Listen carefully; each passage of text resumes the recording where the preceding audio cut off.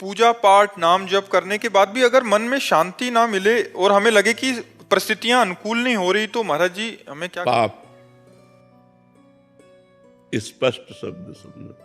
पूर्व का किया हुआ पाप आज जप करोगे, पूजा पाठ करोगे तो भी शांति नहीं मिलेगी जब तक वो नष्ट नहीं हो जाएगा। पूर्व का पाप नष्ट होते ही हृदय शीतल हो जाएगा, और जब तक वो नष्ट नहीं होगा तब तक वो ताप देता रहेगा, जलाता रहेगा।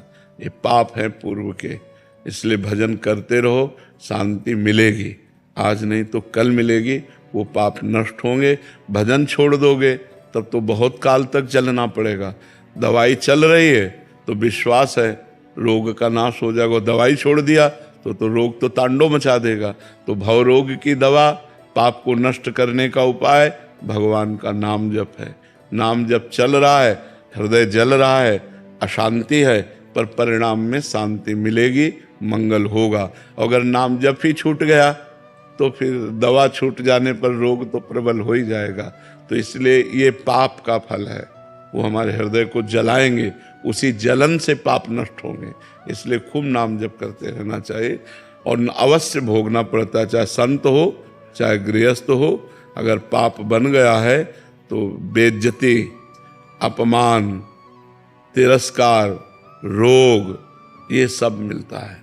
वो जलन होगी, वो नाना प्रकार की प्रतिकूलताएं आएंगी, उसी से तो हमारा पाप नष्ट होगा। दुख में पाप नष्ट होता है ना, जब हम अशांत होते हैं, दुखी होते हैं, तो पाप का दंड जो हमें भोगने को मिल रहा है वो हो जाता है। इसलिए नाम जप करो, खूब नाम जप करो, जरूर शांति मिलेगी। मोहन राज अवस्थी जी नेपाल से। राधे राधे महाराज जी। महाराज जी, क्या मन में विकार आने पर और गलत आचरण होने पर भजन और पुण्य दोनों नष्ट हो जाते हैं? भजन नष्ट तो नहीं होता, रोक दिया जाता है। भजन कभी नष्ट नहीं होता। जैसे हमने 100 बार राधा राधा कहा और हमसे कोई पाप बन गया तो अब हमारे हृदय में भजन नहीं होगा, लेकिन वो 100 बार राधा नाम भागवतिक बैंक में जमा हो गया, उसका तुम्हें फल अलग मिलेगा, और जो पाप किया उसका फल अलग मिलेगा। पर पाप करने के कारण भजन में रुचि नहीं होगी, भजन की इच्छा नहीं होगी, और शांति भंग हो जाएगी, हृदय जलेगा, ऐसा होता है। भजन तो नष्ट नहीं होता। भजन एक अलग डिपार्टमेंट है और पाप एक अलग डिपार्टमेंट है। पाप का दंड अलग भोगना पड़ता है, भजन का आनंद अलग प्राप्त होता है। भजन कभी नष्ट नहीं होता, क्योंकि भगवान अविनाशी तो भगवान का नाम अविनाशी। तो हमने जो राम कृष्ण हरि जपा, जो राधा राधा जपा, वो कभी नष्ट नहीं होता, वो मंगल करके ही रहता है। समझ रहे ना? डॉक्टर नेहा कुमावत जी। राधे राधे महाराज जी। महाराज जी, रोजमर्रा के जीवन में हमेशा सत्संग नहीं हो पाता, सही निर्णय नहीं ले पाते, जीवन में धर्म अधर्म सही गलत का विवेक कैसे लाएं? कौन सा रास्ता आत्मिक खुशी के लिए है? भजन कर रहे हो और सत्संग सुनो, सुनना पड़ेगा। 20 मिनट 30 मिनट रोज दवा की तरह सत्संग सुनो, और नाम जप का नियम लो कि मैं 50,000 नाम जप, 10,000 नाम, 20,000 नाम काउंटर रखो, उससे नाम जप करो, नियम लो। तो जब बुद्धि पवित्र होगी तो किसी से पूछना नहीं पड़ेगा कि आप धर्म कर रहे हो कि अधर्म कर रहे हो। वो तुरंत आपकी बुद्धि बता देगी कि आप धर्म कर रहे हो कि अधर्म कर रहे हो। पवित्र बुद्धि। अपवित्र बुद्धि तो अधर्म को भी धर्म बनाने की चेष्टा करती है।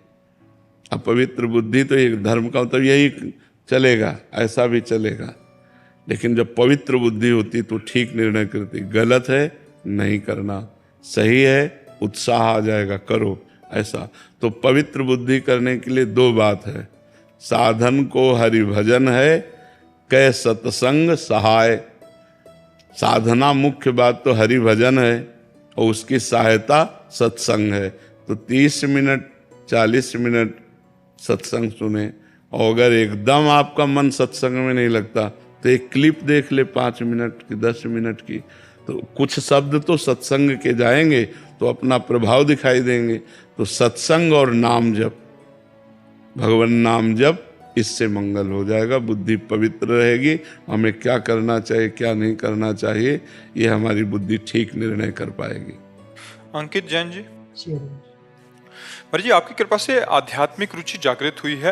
नित्य एकांतिक सुनता हूँ, नाम जप करता हूँ, ठाकुर जी की सेवा भी करता हूँ, परंतु कभी कभी प्रमाद कर लेता हूँ। किस बात में प्रमाद? आलस आ जाता है कभी कभी। सो गए फिर शुरू कर दिया। 24 घंटे थोड़ी सो सब। भाई आज हमारा 8 बजे से 9 बजे का नियम है जप करने का, हमारा मन नहीं लगा, हम सो गए। लेकिन 10 बजे से 11 बजे तक जब हमारा नींद खुली, जब हमारा मन आया, फिर हम अपने नियम को पूरा करना है। समय बदल सकता है, सुबह की जगह हम शाम कर सकते हैं, दिन की जगह रात में कर सकते हैं, पर अपना नियम पूरा करें, ऐसा बांधना चाहिए नियम। अगर आज नियम बिल्कुल नहीं हुआ तो कल डबल करेंगे।